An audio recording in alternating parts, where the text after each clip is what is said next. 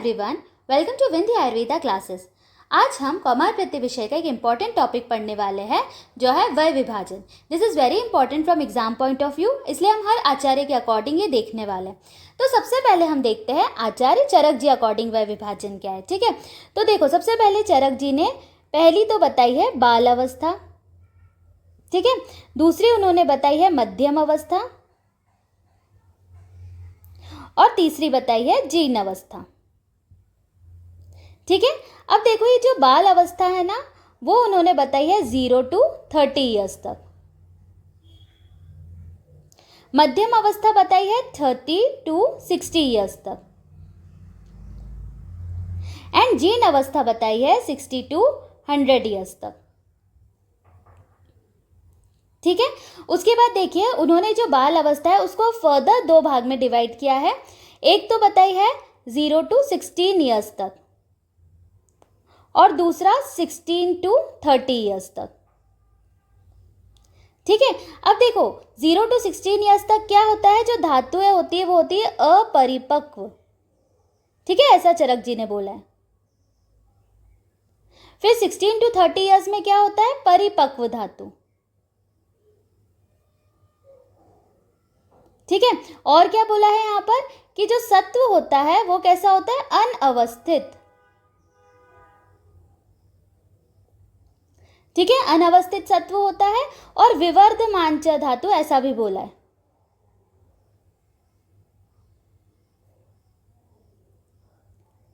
ठीक है, उसके बाद जो मध्यम अवस्था होती है 30 to 60 ईयर्स तक, तब क्या होता है, तब जो सत्व होता है वो हो जाता है अवस्थित।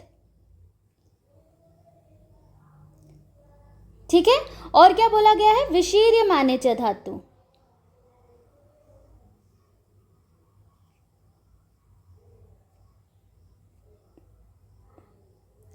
ठीक है, और जो जीर्ण अवस्था होती है 60 to 100 ईयर्स, तब क्या होता है, ऐसा बोला गया हीयमाने च धातु।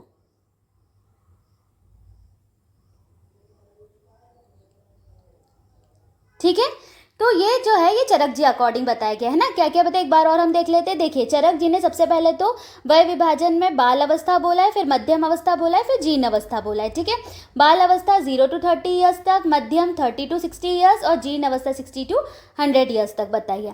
ठीक है, बाल अवस्था को फर्दर उन्होंने डिवाइड किया है 0 to 16 ईयर्स और 16 to 30 ईयर्स।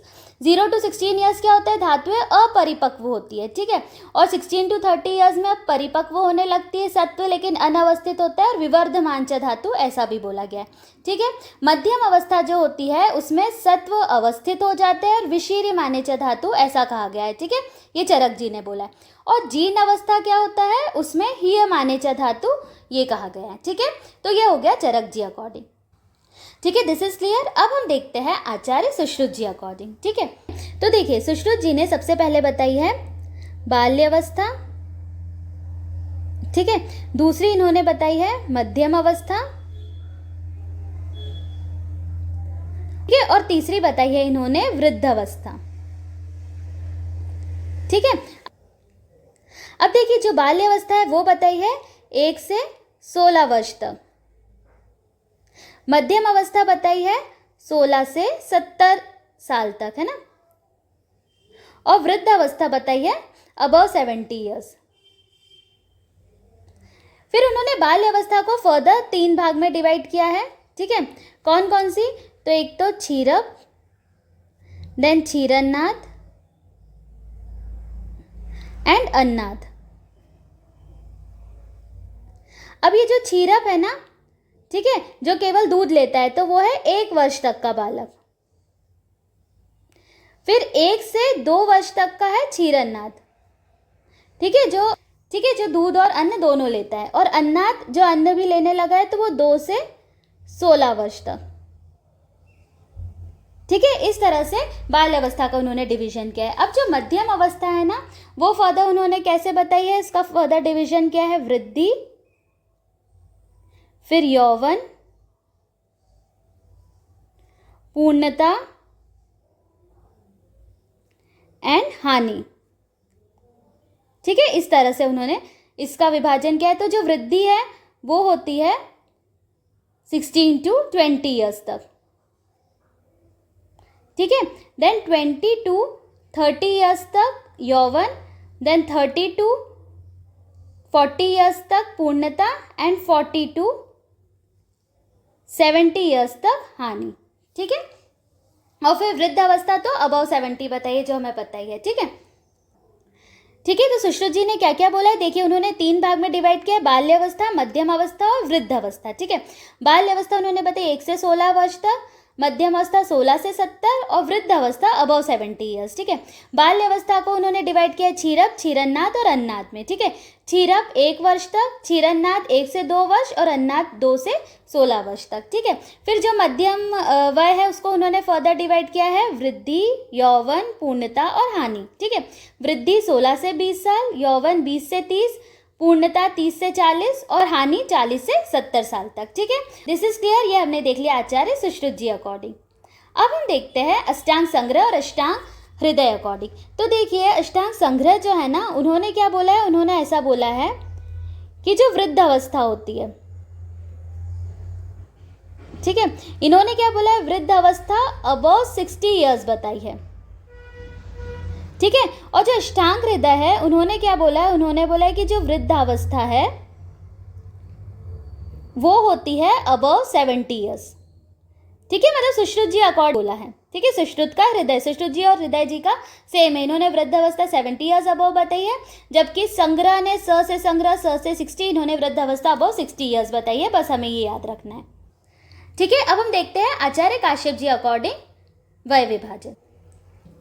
तो देखिए काश्यप जी ने सबसे पहले बताई है गर्भावस्था। ठीक है। फिर इन्होंने बताई है बाल्यावस्था, फिर है कौमार, देन यौवन, देन मध्यम और उसके बाद वृद्धावस्था। ठीक है। तो देखिए जो गर्भावस्था है वो होती है जन्म तक, है ना, जब तक बेबी गर्भ में रहता है ना, तो वो होती है गर्भावस्था। फिर बाल्यावस्था जो है वो 1 वर्ष। ठीक है। कौमार अवस्था 2 से 16 वर्ष तक। ठीक है। फिर यौवन अवस्था जो है वो होती है 16 से 34 ईयर्स तक। मध्यम अवस्था जो है वो है 34 टू 70 ईयर्स तक। और जो वृद्ध अवस्था है वो है 70 से मृत्यु उपरांत। ठीक है। ऐसा किसने बोला है, ये काश्यप जी ने बताया। ठीक है। देखो काश्यप जी जो है मेनली बच्चों के डॉक्टर थे ना, पीडियाट्रिशियन थे ऐसा हम बोलते हैं, तो गर्भ अवस्था से ही उन्होंने स्टार्ट किया है। ठीक है। जन्म से ही उन्होंने वय विभाजन किया है। ठीक है। गर्भावस्था, फिर बाल्य, कौमार, यौवन, मध्यम और वृद्धावस्था। ठीक है। और कैसे कैसे बोला ये हमने यहाँ पर देख लिया है। ठीक है। तो ये हमने आचार्य काश्यप जी अकॉर्डिंग देख लिया। अब हम देखते हैं भाव प्रकाश जी अकॉर्डिंग। ठीक है। तो भाव प्रकाश जी ने एक तो बताई है बाला, देन तरुणी एंड देन प्रौढ़ अवस्था। ठीक है। तो देखिए जो बाला है ना वो उन्होंने बताई है 16 ईयर्स तक। ठीक है। 16 से 32 साल तक उन्होंने बताई है तरुणी। ठीक है। और प्रौढ़ अवस्था बताई है 32 टू 50 ईयर्स तक। ठीक है। ये हो गया भाव प्रकाश जी अकॉर्डिंग। अब देखो इसको थोड़ा बहुत कैसे याद कर सकते हैं, यहाँ पे प्रकाश वर्ड आ रहा है ना, तो ऐसे पढ़ लेना 50% प्रकाश ना, आधा प्रकाश आ रहा है, तो 50 ईयर्स तक इन्होंने आयु बोली है। ठीक है। बाला, तरुणी, प्रौढ़ा 32 टू 50 ईयर्स ऐसा बताया है। ठीक है। हो गया। अब हम देखते हैं भाव मिश्र जी अकॉर्डिंग। ठीक है। भाव मिश्र जी ने सबसे पहले बोली है कौमार अवस्था, फिर बोली है प्रौगण एंड देन किशोर अवस्था। ठीक है। अब देखिए जो कौमार अवस्था इन्होंने बोली 0 to 5 ईयर्स तक, प्रौगंड अवस्था बोली है 5 to 10 ईयर्स और किशोर अवस्था बोली है 10 to 16 ईयर्स तक। ठीक है। अब देखिए कैसे याद कर सकते हैं इसको, मिश्र है ना, इन्होंने मिक्स कर दिया यहाँ पे के और के बीच में, के बीच में क्या मिक्स कर दिया, प्रौगंड। ठीक है। ये अवस्था मिक्स कर दिया, ऐसा कुछ याद कर लेना। ठीक है। तो उससे याद रहेगा कि भाव मिश्र जी अकॉर्डिंग कौमार, प्रौगंड और किशोर अवस्था है। ठीक है। अब हम देखते हैं हारिज जी अकॉर्डिंग। ठीक है।